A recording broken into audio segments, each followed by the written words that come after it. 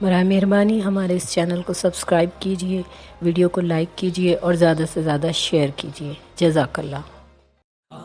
بسم اللہ الرحمن الرحیم۔ پکار ٹی وی پر خوش آمدید۔ فضائل قرآن کے سلسلے میں آج کا ہمارا موضوع ہے فضیلت سورہ رحمان۔ اس سورت کا دوسرا نام عروس القرآن یعنی قرآن کی زینت بھی ہے۔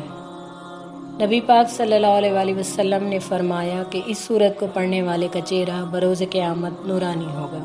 حضرت رسول اکرم صلی اللہ علیہ وآلہ وسلم نے فرمایا کہ اس سورت کی تلاوت کرنے والے کو اللہ تعالیٰ بروز قیامت حق شفاعت عطا کرے گا۔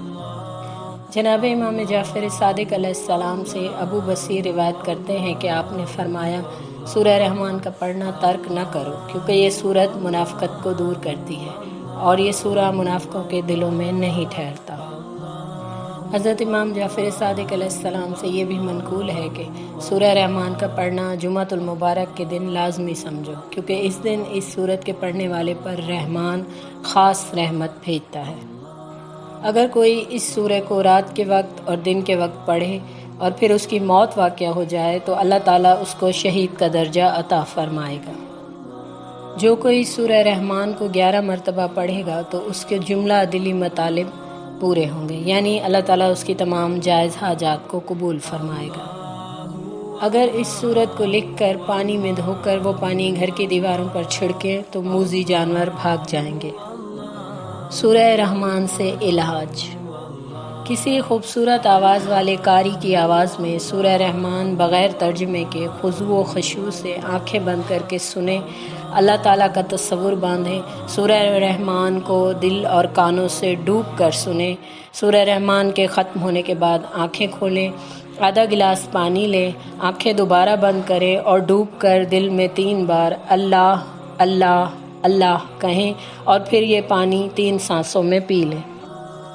بیماری سے شفا من جانب اللہ ہے۔ یاد رکھیے وہ تمام لوگ جو کسی بیماری میں مبتلا ہیں وہ اس عمل کو کریں، سورہ رحمان کی تلاوت دن میں 1 مرتبہ اسی طریقے سے سن لیں تو وہ رحمت الہی سے ضرور مستفید ہوں گے اور اللہ تعالیٰ انہیں ان کی بیماریوں سے شفا نصیب فرمائے گا۔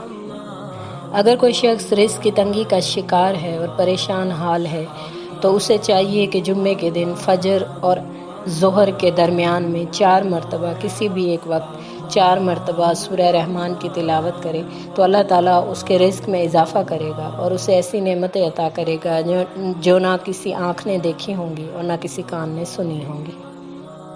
پروردگار ہمیں ان سوروں سے، قرآن سے بھرپور فائدہ اٹھانے کی توفیق عطا فرمائے۔